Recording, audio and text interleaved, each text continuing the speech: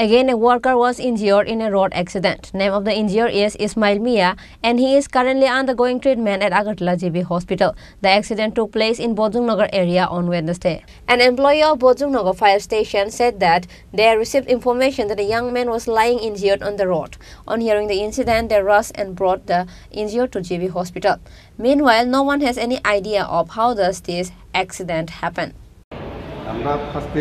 Accident call paise pore aya access rasta pore public yo khobor তারপরে আমরা তাড়াতাড়ি হয়ে যাচ্ছে আনার পর হসপিটালে ডাক্তার কি কইছে ডাক্তার তো ওখানে কি নামটাম কিছু জানা গেছে নি ইসমান মিয়া বয়স কত 32 বাড়ি কোনখানে বাড়ি কিভাবে হইছে অ্যাক্সিডেন্টটা এটা তো দেখছি কিসে আসলো সে